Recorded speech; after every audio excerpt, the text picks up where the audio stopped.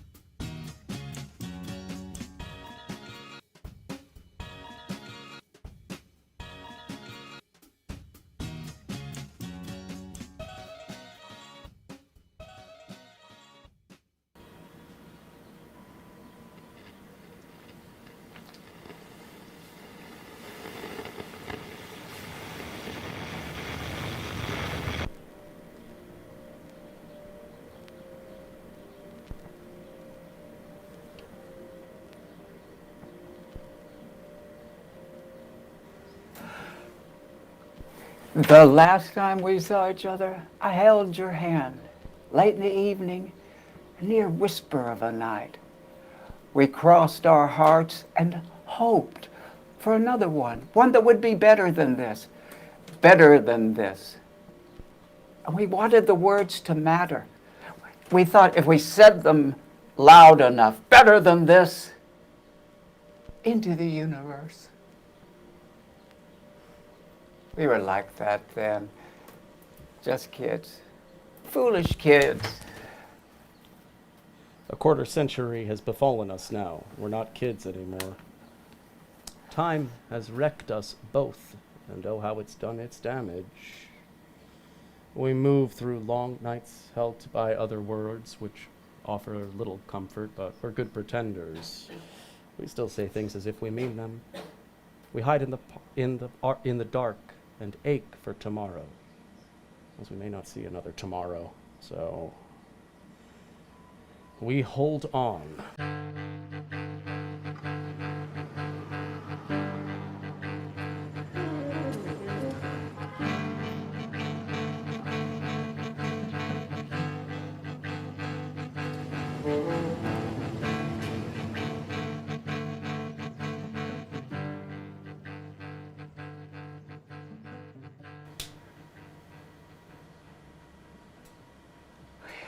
And in holding, our attention is ginormous. We say ginormous because we love the way it sounds.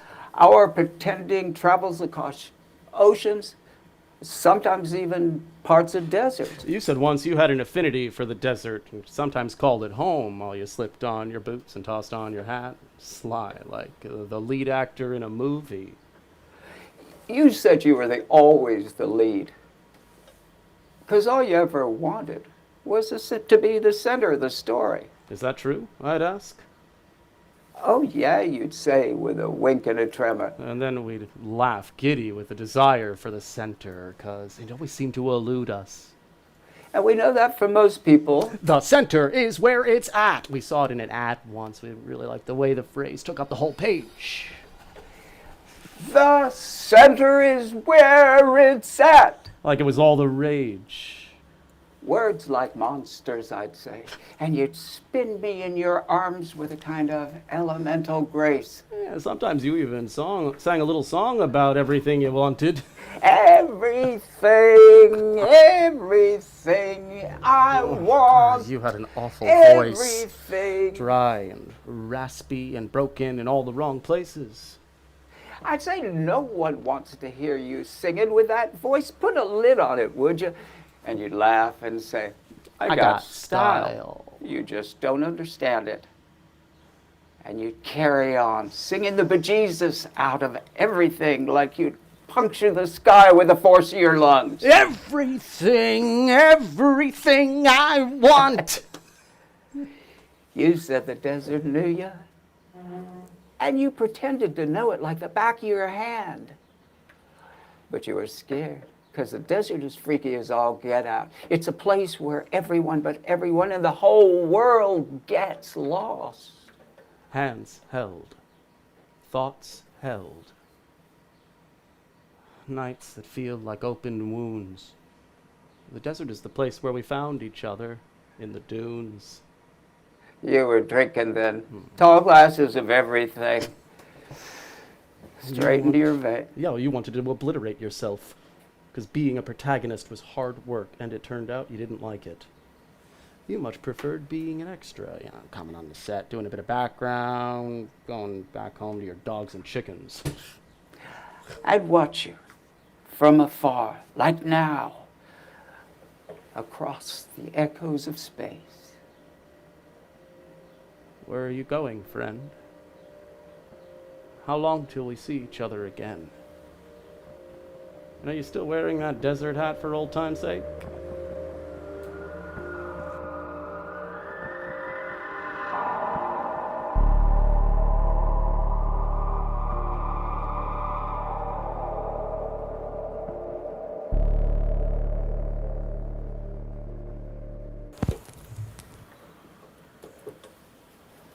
I could tell you this felt like a last goodbye, holding your hand. You're in bed. Words barely forming in your mouth. Swallowing was hard. Breathing was harder. You asked me to set your words down on paper. Be my transcriber. I bowed my head. There was a pact between us. There'd always been, even back in the day when we were rummaging through old records, actual vinyl records, in that store near the wine shop.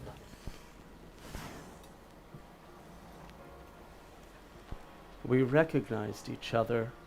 We were kin, part of the same tribe, lovers, renegades, mischief makers, revelers, and sometimes, too, poets on our best days. Yeah, we were poets. And we wore the poet garlands and the beautiful freaks that the old days sold on a street named St. Mark's Place. This was in New York, but it could have been in some other city. Stuff that happened in the cosmos we like to call the art cosmos. It was fate. It was destiny. It was like riding a horse on the prairie. Wahoo! Pretending we were both cowboys when neither of us really knew what that meant. We just liked the image, so we played the image. To the hilt.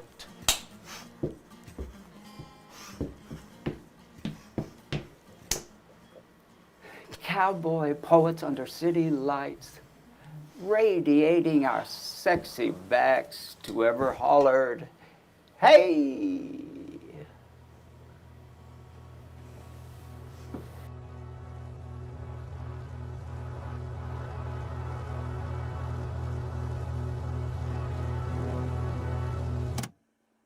About the same time you got sick, I remember you called. We hadn't seen each other for many years. Your voice on the phone, dry, cracked, ornery. You were pissed off at yourself, at the battle you were fighting. And I could tell this was a battle you refused to sit still with. I said, hey, like we did then. Hey, how you doing, kid? Your voice lifted, mock angry. Who you callin' kid? Ah, there you were again. Just like before. The old piss and vinegar vibe.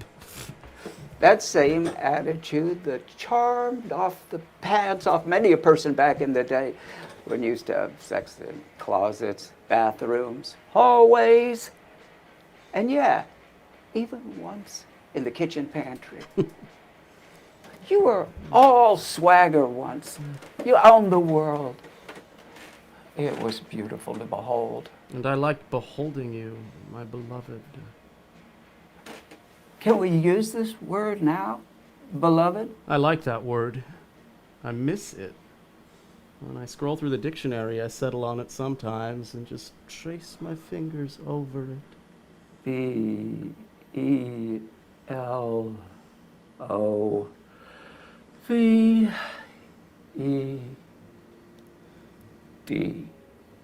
I'm back in the cafe where we had our alone time together while jazz, real jazz, played in the background. And we could chime with Coltrane through the dead of night, hip to the wonder of our becoming real deal poets. Genuine, bona fide, or just, people that like to make things and give a little beauty to the world. Can you come see me? You said through the ocean. It'd been many years since you had said those words. It was okay, though. I had another life. I had another life. We both had several lives between us. There'd been a lot of loss. But also a lot of good, even when the world was in flames, and it was often in flames then, worse than it is now. We harbored goodness, put it in our pockets, created little avenues of joy, even if it was just between us, for a time. We knew the world was on fire. Some poet named Blake told us that once. And when we had both been romantics, we took Blake to heart and gave him our songs as a gift for being on Earth.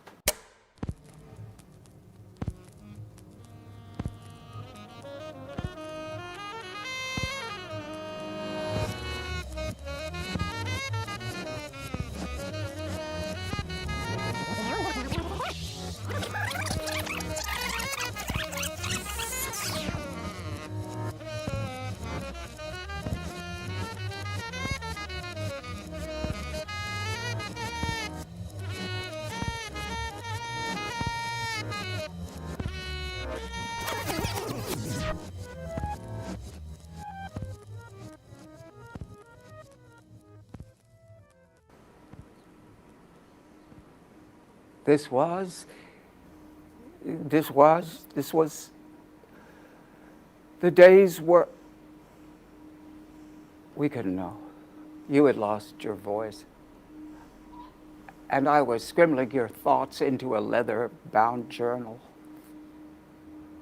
When they come get me, don't let them shed a tear, you hear? You hollered inside my head.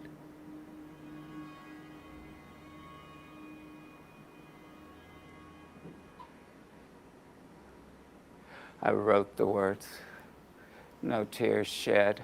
But inside, I knew you wanted to say something else. Something about how you missed the really old stories, the ones from before Christ. The ones...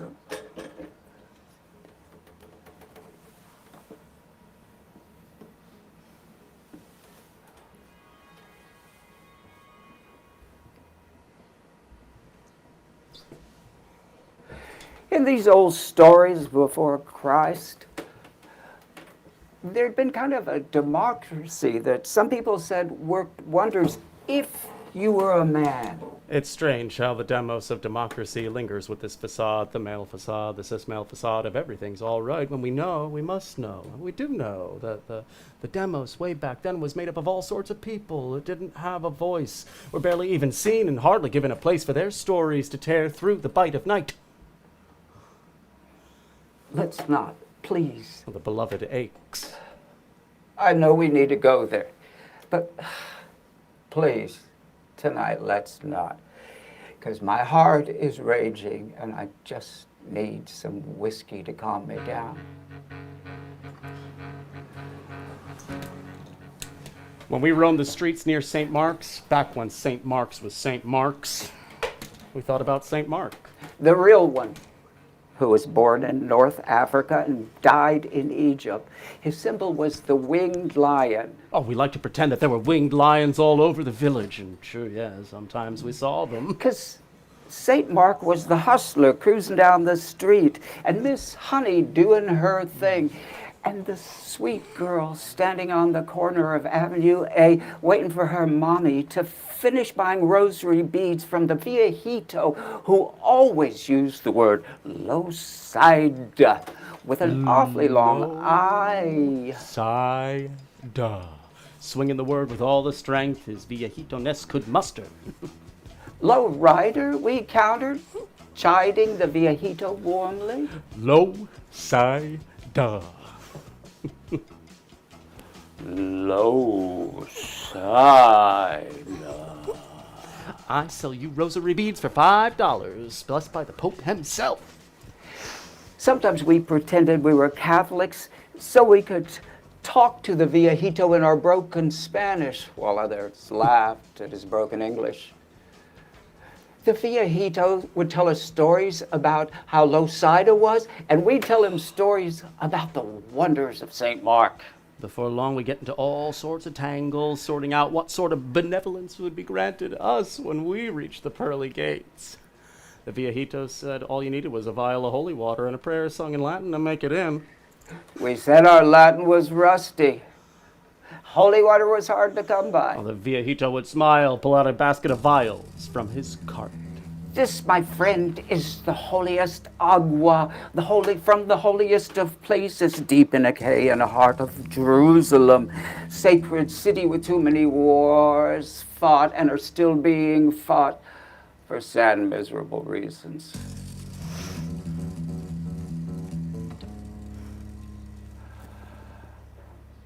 But for just $2, you can have this vial and a ticket to heaven.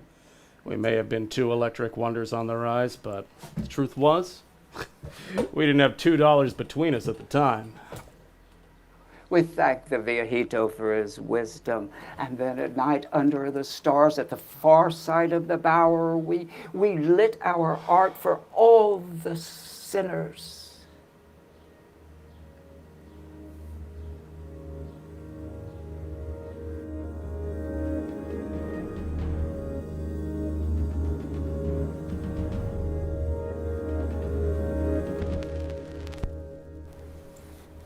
At the crack of dawn, you let out a shout. It rings through the house. I'm with you now, close to your bedside, because I fear the worst. I have been writing your words down in a leather-bound journal. The paper bears the imprint of my hand. Sleepless, sweaty, not so gloriously wrecked.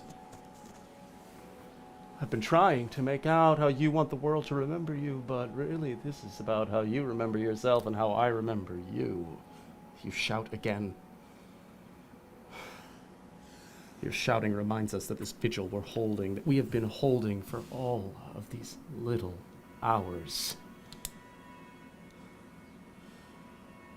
may come to an end. Today, though, is not the end.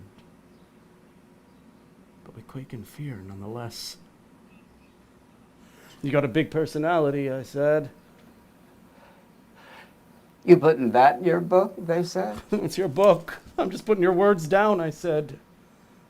Like a medium, they said? Like I got a table and I can do some spells. The thing is, it's true, I can do spells. My people taught me. Or maybe the hustler angels down in low side had taught me. Sometimes all my people come together in my head, and I just call them my people to save time.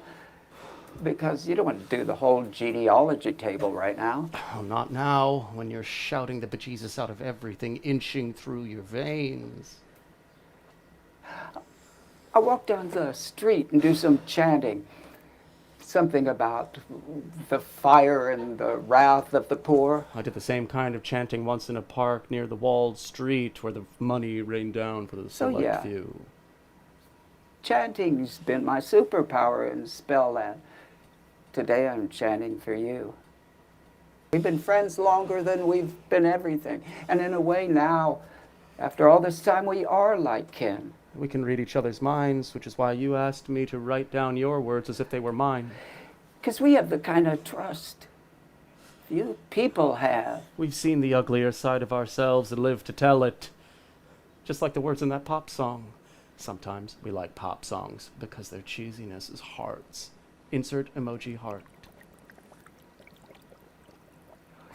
Today's spell is about making it through. It's a hard one, because it takes the kind of mojo that's been missing from the world for a while. One more day. I feel like a soldier in that old, tired musical about revolution, the one that talks revolution, replicates neoliberal capitalism from its lungs. Yeah, that one. Anyway. One more day. Prayer to the heart. Prayer song. Insert song, but not one from that musical. One day before you go into the brilliant narrow, 1,000 songs of gentle woe, 1,000 signs I'll borrow. To you the world, to you the rain, upon my lips a sweet refrain. Give me now my angel fire, the steely path of our desire. We are but the lonely few, upon this earth we seek our due. Give me now my angel fire, the drums of Elysium sounding near. Rage on, rave on, this you'll hear. When we rest, when we're blessed, rave on to me.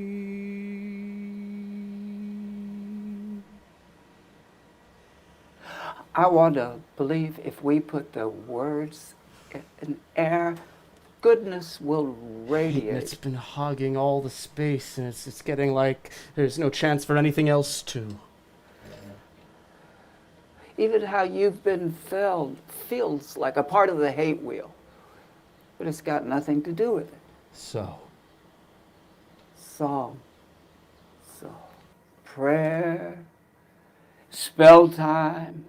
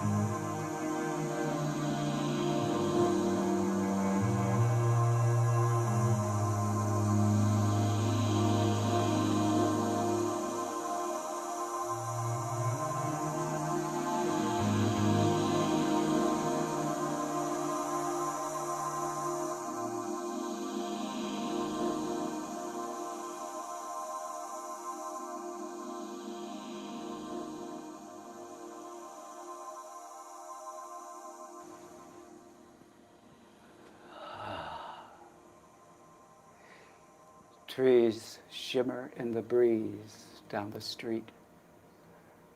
We'll be home soon.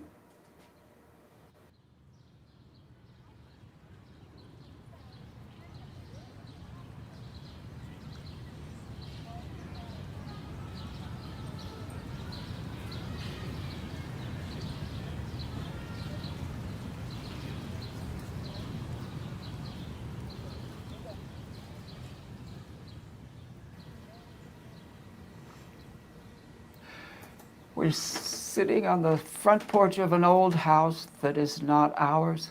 It's been years since your illness, since my body started breaking down.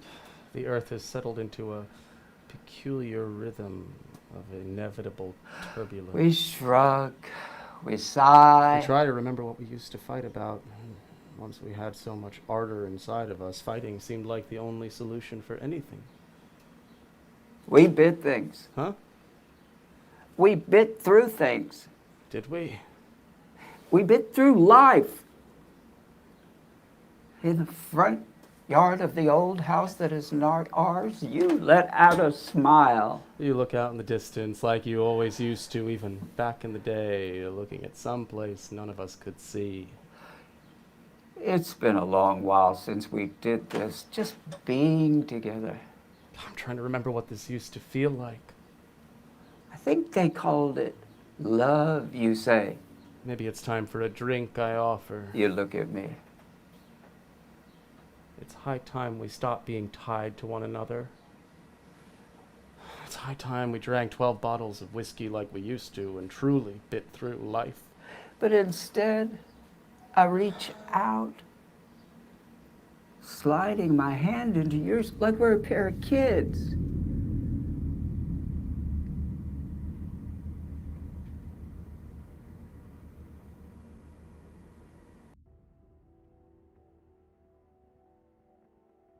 A home movie flickers in the night sky.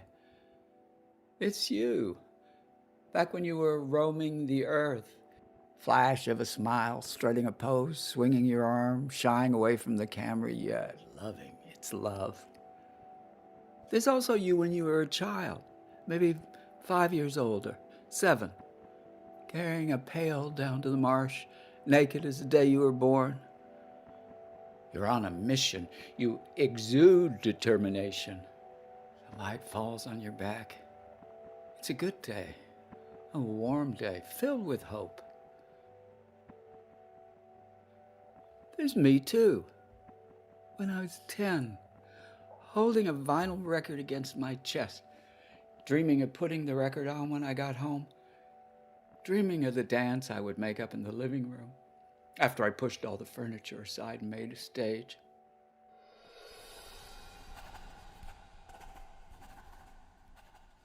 I had those kind of dreams then. I was different. Everybody said. I didn't care what people told me. I knew dreaming these kind of dreams mattered, especially because most of the world had seemed to have forgotten what dancing felt like or what it could really do. You gonna make a stage? The neighbor said. Yeah, I replied. They turned away. I set the vinyl record on the turntable and placed the needle on the first groove of the first track of the first everything. Oh, yes. This is the way it goes. This is the way I dreamt it. Of course you can make a stage. You can make one anywhere. You just have to push everything else away.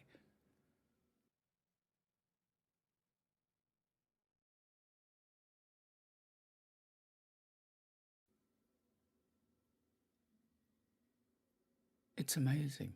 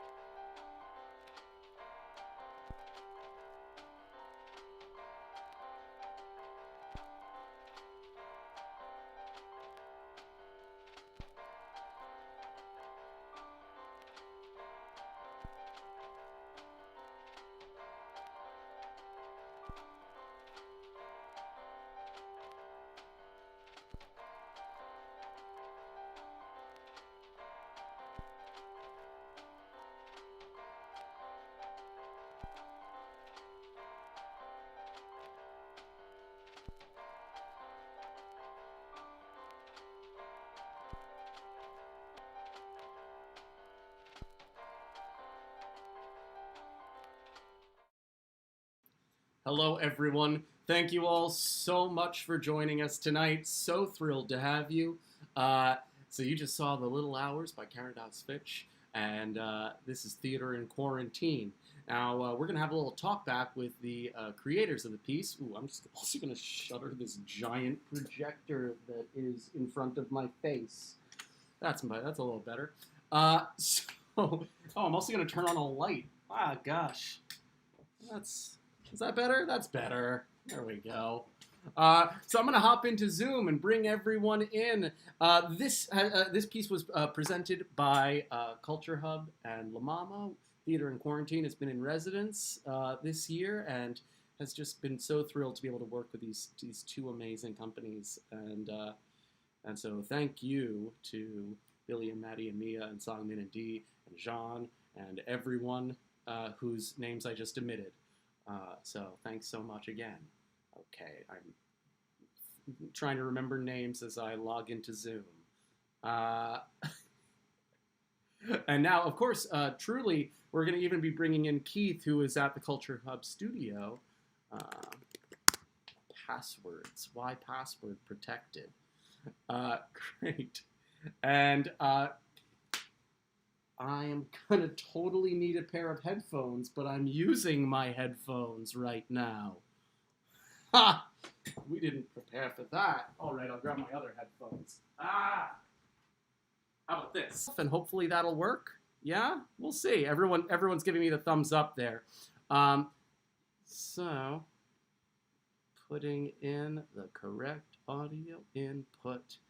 And here we are. Allow me to introduce the team behind The Little Hours. Katie Rose, would you mind making some introductions while I dig up a pair of headphones? I would love to.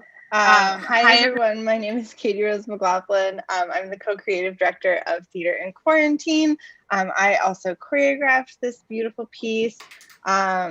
And we're just so happy to have you here. I'm noticing that the feed is a little choppy for the talkback, which it always is, and that's just sort of one of the things that happens here.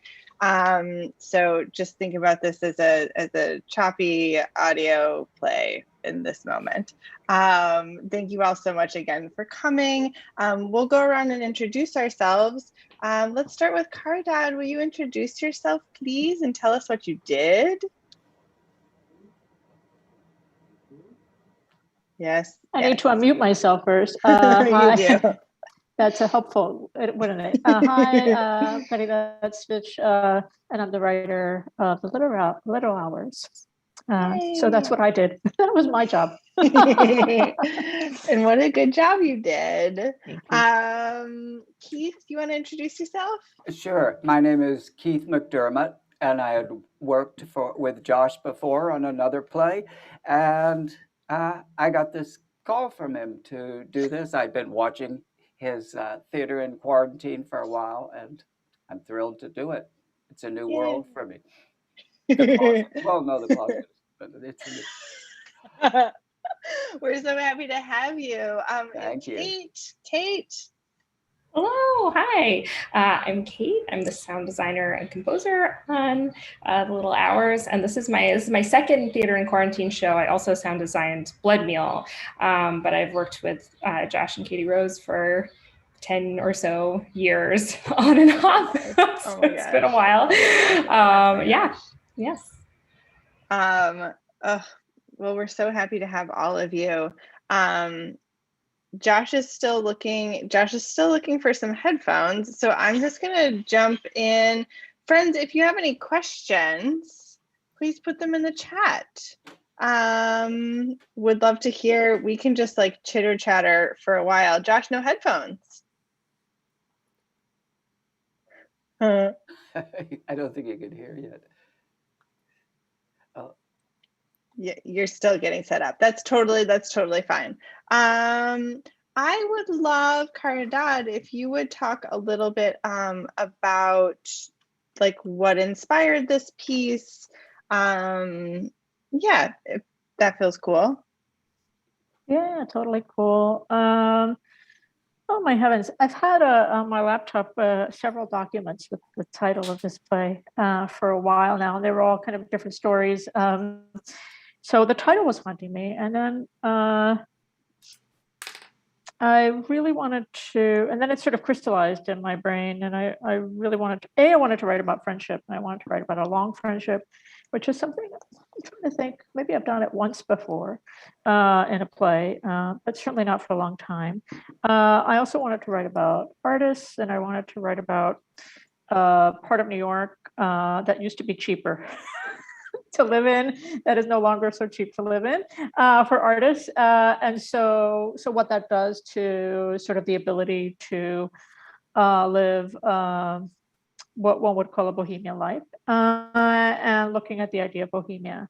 And then I also wanted to write about the act of writing itself, you know, who owns whose story, how does that work, and what happens when you transcribe. I'm interested in the acts of transcription and translation and transliteration and how those kind of become a different body, kind of different artistic body. And so that became kind of like a, I know that sounds very heady, but sort of, I'm sorry for being so heady about it, but a kind of like artistic thread for me to cling on to in terms of the structure of the piece, because it's sort of moving in and out of time, through time in a kind of meander and spiral kind of way, as time works. Yeah. Time, and also like nostalgia and memory, which is one of the things that I find so fascinating about this play, is that it, to me, it works the way a memory does, where like, if on paper it's linear, but when you're thinking back to something, that it just sort of spirals and curly keys a little bit, which I feel like you managed to articulate so brilliantly in this piece. Somebody asked in the chat, Emily asked in the chat, have you considered, Hi, Emily. have you considered this with two female actors? Yes, Emily is a former student of mine, FYI. Amazing. A wonderful writer, FYI. Yeah, it's very open, you know, in the writing, because I never say. So yeah, so it could be two women. Cool. Gwendolyn said this piece seems to be about intimacy in a kind of a 1980s to 1990s New York City vibe. So interesting to do during a pandemic with social distancing. How did you stage it? Man, Josh, this would be a great question for you to answer. Josh is still having issues. I'm just going to text him. Do you want to talk about staging this piece? He's going to do it. He's going to come in. Sorry, friends, we're having some technical difficulties. Keith, I would also love for you to talk about staging this piece. How did we stage this piece? Well, we made enormous changes at the last minute. I mean, we were going to, Josh, for the first time, was going to have another person in the same closet. We could do this in real life. We've both been vaccinated. And then you all decided to put us in two different closets. You could see, but when it's sort of when I go like this, it would be like talking to Josh, because his closet, in effect, is filmed right on the other side of me. Well, so first off, Keith and I know Keith from a couple of years back when Keith directed me in a production of The Flow Tones, a Jim New piece at La MaMa. And so I knew Keith and knew he was a village local and who did feel, of a slightly older East Village generation. And yeah, so in some ways it was very intentional, this like straddling an 80s, 90s East Village vibe with now. And in some ways, for those of you who were in the neighborhood during the past year, it's amazing how the village kind of shifted and changed and started to feel a little bit, maybe not entirely like the old days, but a little bit more like the old days than it has been. And text was like, oh, it's a love note to this neighborhood that I live in. And so, yeah, Keith is right. We started with a whole different version of this piece. And the more we read it, the more we heard Keith reading it, the more, that's where this more shared performance came from. The text itself, I mean, in its original form is just, a beautiful series of what we've called chapters. You could call them songs or scenes or whatever you want, I guess. But anyway, so in terms of how we divided that, that became sort of the essential jumping off point to this version, which we did very, very quickly. Kate, actually, would you talk a little bit about that weekend where you and I sort of started improvising off one another? Yes. Yes, when we made the decision to split it between the two voices, so Keith and I had done a really lovely recording session, which was actually my first time in someone else's apartment during the pandemic. So anyway, it was wonderful to go hang out with him. So we did a recording session where we actually recorded the whole play, and then we recorded some of Josh, and then we kind of spliced the lines together into this track that we used to, we sort of used it as a map and built these. So all of the sort of like transitional shifts, you and I spent a weekend kind of sending each other material back and forth, like, what if this? Once we came back together after that weekend of improvisation, we had a kind of framework that for the piece. But it was a pretty delightful way to work. Yeah, and it was so brilliant. And that's also like where Julia asked what the inspiration behind the visual design of the piece.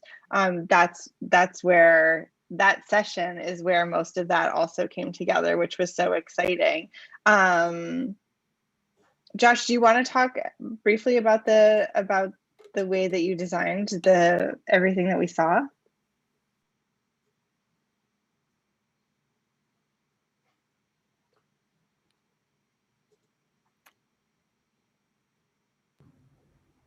I don't know if he can hear us. I think he's, not getting your feed. Oh, is someone asking me a question? Yes, I just texted you. Oh, yeah, because I'm just actually nodding. I can't hear a thing except Keith. But you're so cute. I'm nodding, so and cute. Occasionally Katie Rose is sending me a question on text. I can repeat to him. Yeah, of course we can talk about it. So the visual design, of course, I mean, is something we were, as soon as we decided to make it a two-closet piece, obviously we were very interested. Jean Garcia, who's a member of the Culture Hub team, went out and did a bunch of filming of St. Mark's Place, and that was something kind of from the original idea. And then when we decided to make it a two-closet piece, that still became the centerpiece of the entire feel of it, with like a little black and white filter, a little green grunge punk suddenly starts to have a Ramones Sex Pistols kind of CBGB's kind of vibe, and so yeah, that's sort of where we were sitting, which is fun. It's a type of texture and a type of style we haven't played with very much here, and it lives in a type of nostalgia, but it's a different type of nostalgia than we've played with before. Good, huh? Yeah. It's It's always the stream's jump always in. choppy.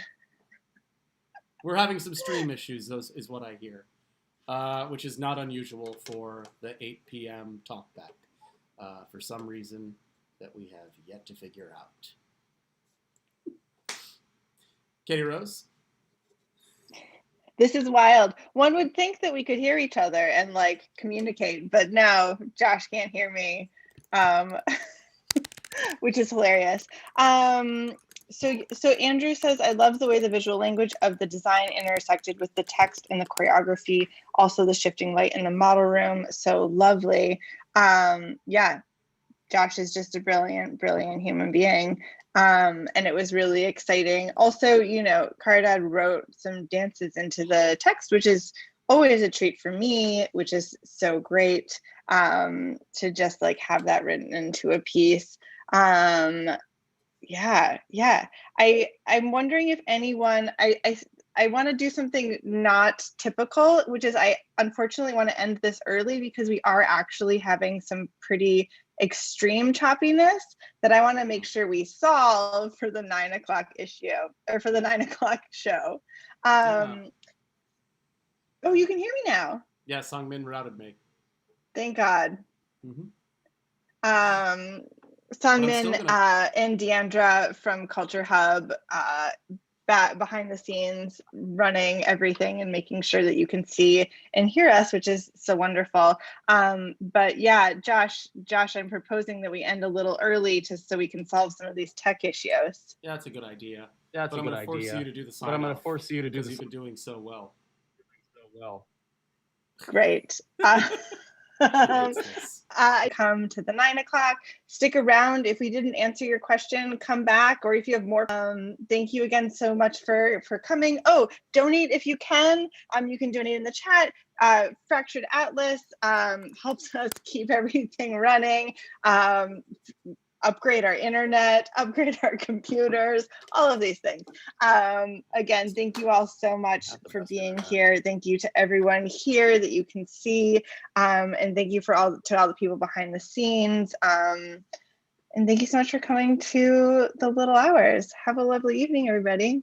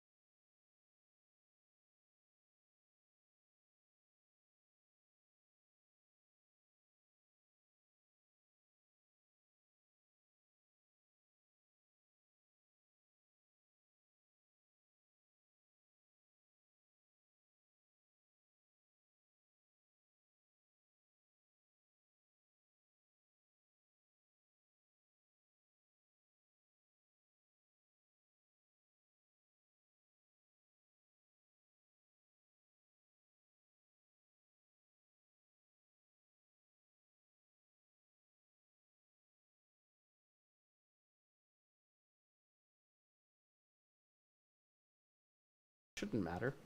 Can you hear me?